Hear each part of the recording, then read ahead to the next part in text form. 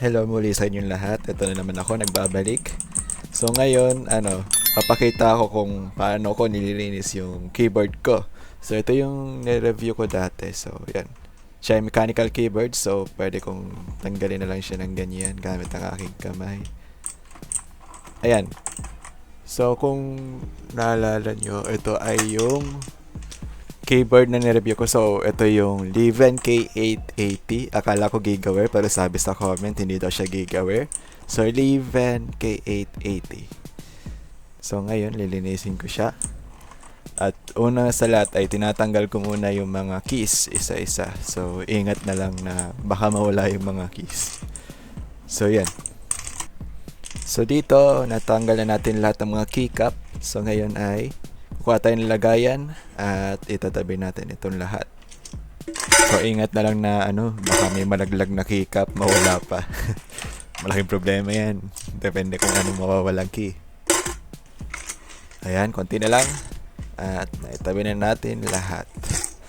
Okay, so ito yung itsura ng keyboard kapag wala ng mga keycap. So yun, tama yung sabi sa isang comment, blue nga yung kanyang switches. So kaya daw maingay. So yan, makikita natin dito yung mga dumi-dumi, may mga buhok-buhok, mga libag. Ayan o, kita nyo? Yan, madumi siya. So, possible na yung build up nito mag-cause ng ng mga issue rin sa keyboard kasi nga madumi. So, yun. Tatry natin linisin ngayon. So, yun. Disclaimer na lang, hindi ko kakalasin yung mga switches, hindi ko tatanggal yung solder, mga ganun. Pero titinan natin yung loob ng keyboard kung naka-solder ba siya or what. Ayun. So, simulan natin maglinis. Ayan, so yung first tool natin, paintbrush na di pa ginagamit sa pintura para matanggal yung mga dust tsaka mga buhok-buhok. Yan. I-sweep lang natin yung bawat pagitan ng mga switches. Yan, para matanggal yung mga yan. Ayan. Make sure na lahat ng mga sides ay nadaanan ng ating mga brush. Yan. Yan. Okay. Yan. May mga kailangan tayong kutkutin para matanggal mga nakasingit na buhok. Ganon. So, padaan-daanan pa natin sila. Yan, para sure na wala na. Ayan, meron pa mga nakasingit. So, tak-tak natin. Yan, brush natin na nakaganyan yung keyboard. Yan, para malaglag yung mga dumi pa na nakasingit pa. Okay. Kung makikita nyo, meron pa rin mga tira-tira. Pero marami lang nawala. Yung mga buhok, ganun. So, ito meron dito. Ayan. Meron din dito. Okay. So, next naman ay gusto ko makita natin loob. So, kukuha tayong screwdriver. Ayan. So, tanggalin natin itong nandito muna. So, ito yung parang Allen wrench yata. O nga. Hindi siya common na plus na screw or yung Phillips. Kundi yan. So, maghanap tayo ng screw na ganun. Screwdriver. Ayan, ito kasya. So, yan yung gagamitin natin. Pangtanggal. Ayan. So, ito kasya. Ayan. Screw na natin. Unscrew. Ayan, tanggalin natin. Dahan-dahan, baka ma-loose thread. Ayan, tanggalin isa. Kasunod. Ayan. Yung dalawa lang yung hindi Phillips. So, yun. Okay na yan. Ayan, kita nyo? Medyo may kilawang na rin pala. Ayan. Siguro gawa ng pawis. Kaya medyo kinakalawang. Okay. Next up ay yung mga Phillips na screw. So, kukuha tayo ng Phillips na screwdriver. At, yan, tatanggalin na natin isa-isa yung mga screw. So, madami-dami itong screw. Merong mga nasa pagitan ng switches. Merong nasa pagitan ng mga function keys. At ayan. So, make sure na tanggal na natin lahat bago buksan yung keyboard para hindi mabasag yung mismong ini-screw na part. Kasi plastic lang naman ito, hindi naman to bakal or aluminum, ganun. So, baka mabasag. Kaya ingat na lang din.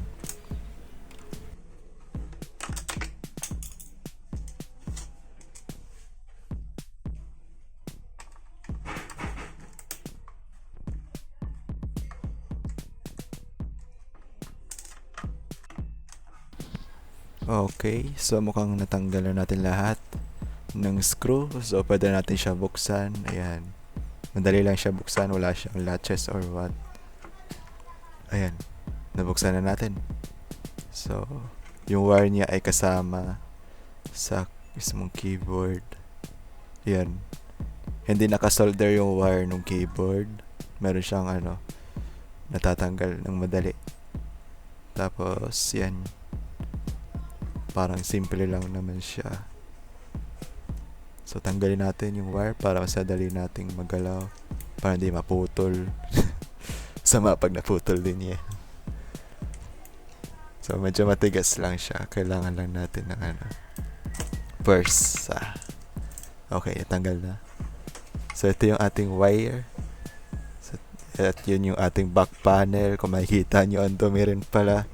So, lilinis natin mamaya. So, ito yung board ng keyboard. Kung makikita nyo, mga nakahinang yung mga switch siguro.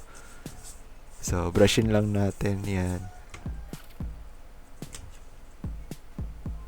Okay. So, sa paningin ko, soldered siya. So, masasagot yung tanong. Yung isang tanong din. So, feeling ko nakasolder siya. Kasi, ayun. Mamaya, tatry natin. So, linisin lang din natin tong back panel. Yan, kasi yun yung pinunta natin talaga din. Dami rin dumi pala sa loob nakapasok. Ayan o. Dumi rin pala nito. So, yan. Brush. Brush lang ng brush. Para matanggal ang mga dumi-dumi. Yan. Okay. Kita nyo, plastic na plastic talaga siya. Manifest lang din siguro. Kaya medyo magaan lang.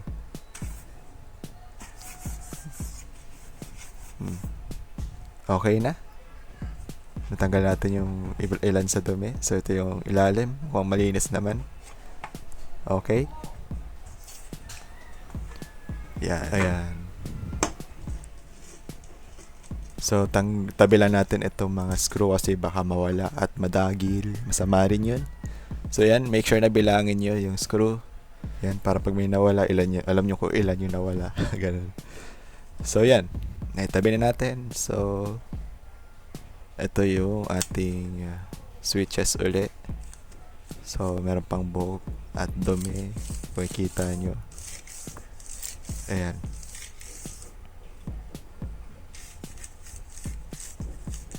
Brush lang ulit.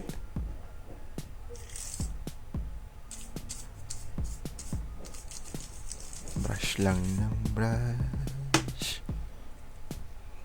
Okay, balik tayo sa topic. So, sabi ko kanina, feeling ko soldered.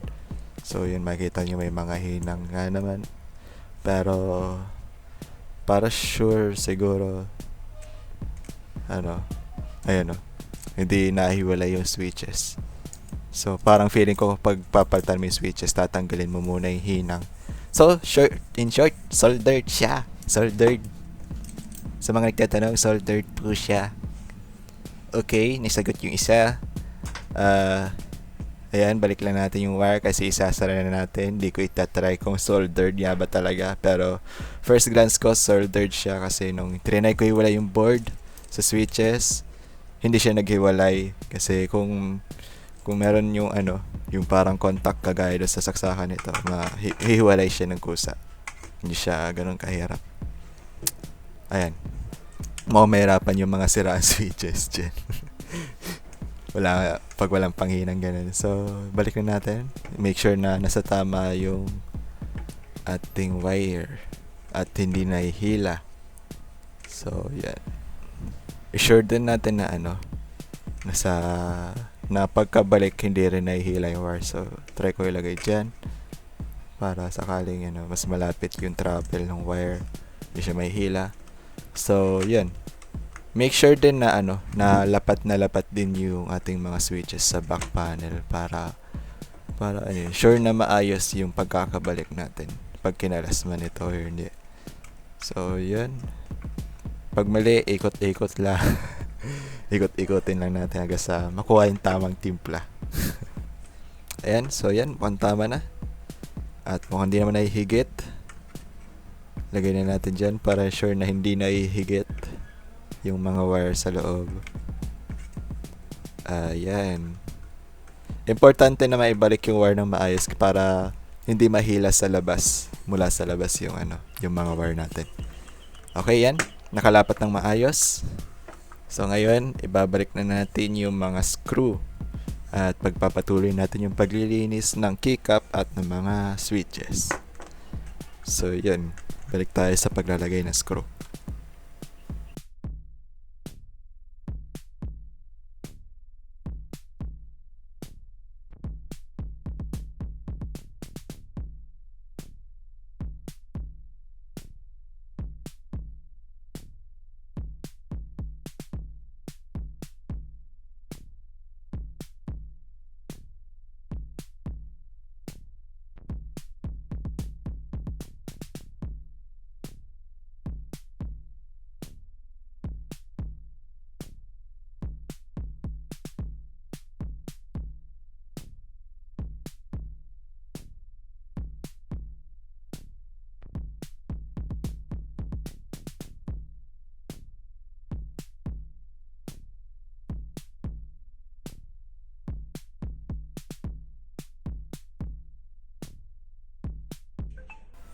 Okay, pagkabalik ng mga screw, part 2 ng paglilinis.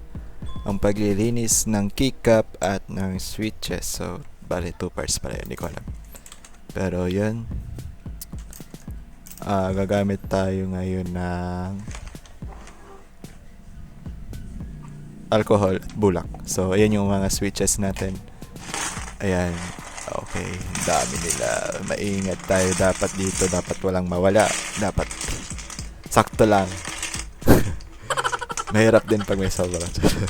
Hindi alam kung saan galing. Ayan.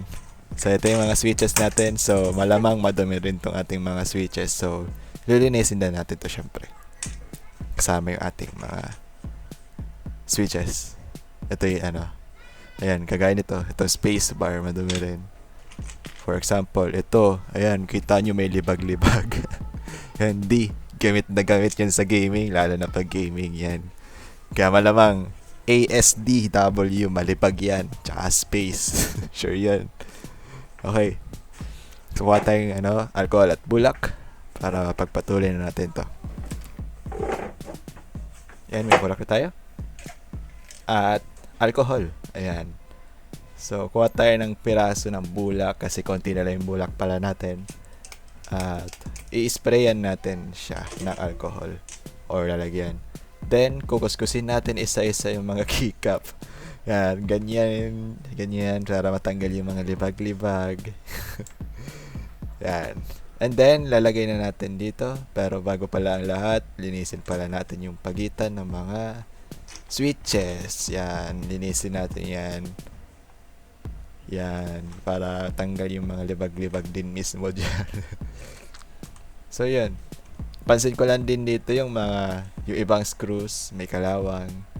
Yan, siguro gawa ng pawis. So, pagtagal siguro lalala din yung yung kalawang yan. So, kailangan mag-ingat din tayo sa paggamit ng screw, driver, at baka malustred pagkalawang na. Tapos hindi na natin siya matatanggal, ganun.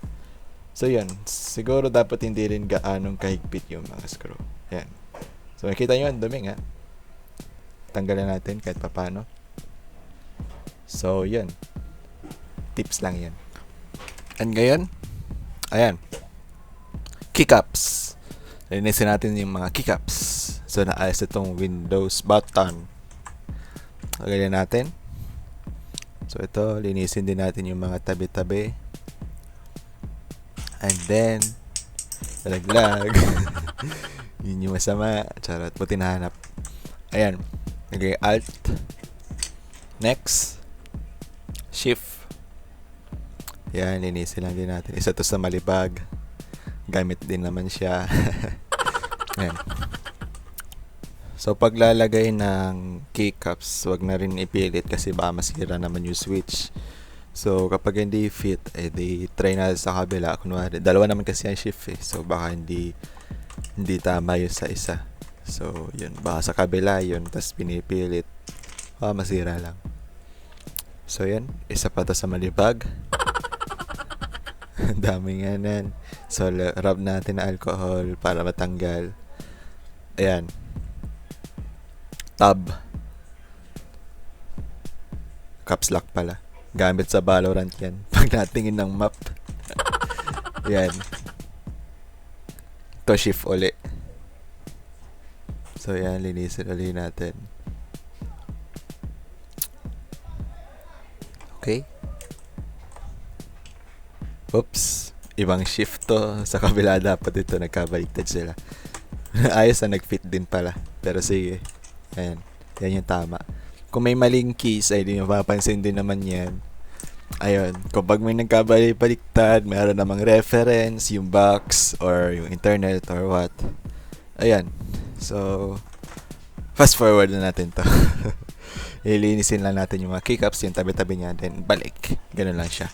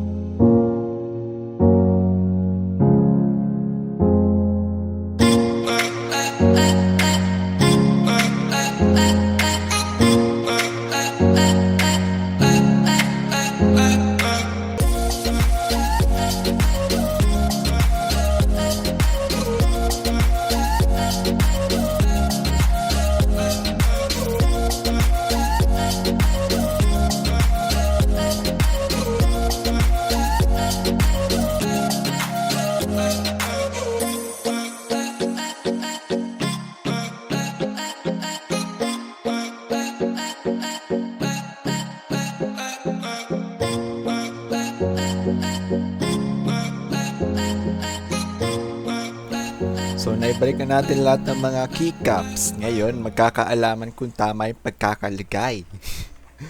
At hindi ako sure dito sa part na yan. Pero, yun lang naman yung di ako sure. Naayos ko na iba sa kalagitnaan ng paglalagay. Yun. Hindi lang ako sure sa mga insert, sa end, yung mga ganun. So, check natin siya maya-maya. So, makikita nyo, mas malinis na siya. Wala na yung mga libag or what. So far. Ayan. So, yep. Kukunin natin yung box mamaya para ma-confirm yung mga nilagay natin na kung tama ba or mali. At yan. Okay. Konting brush lang muna. Sige. Yan. Kunin natin yung box.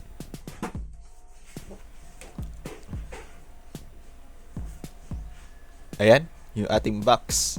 So, may reference na tayo, gaya ng sinasabi ko. So, Yep, merong mga may mali. Okay, so ayusin na natin gamit itong box. So, yan. Tama naman yung print screen ko. Mali lang ito. At itong page. Page doon ba to? Pause pala yata yan or break. Hindi ko sure. Tapos yan, mali rin yan. Home. Tapos yung insert. Tapos yan pala yung delete. Hindi wala na, di ko tanda yung delete. Pero sige. Yan, okay naman na yung iba. Yan, makikita nyo kung maayos naman na. Yan. So, ngayon, itatry na natin yung ating keyboard, yung bagong linis. Gamit ang ating lumang cellphone, ang Realme 3. So, ikakabit natin siya gamit ang OTG. And then, pupunta tayo sa isang keyboard tester na site. Yan, so kakabit lang natin yung keyboard natin. So makikita nyo, umilaw siya. So nagana siya. And yan. So tatry na natin. SD. Nagana siya. Sige. Ayan. Na-type naman. Nagana yung mga ASD, EFG, HJKL. Okay, nagana yung mga slot stars. Ayan. Okay, mamayos naman lahat.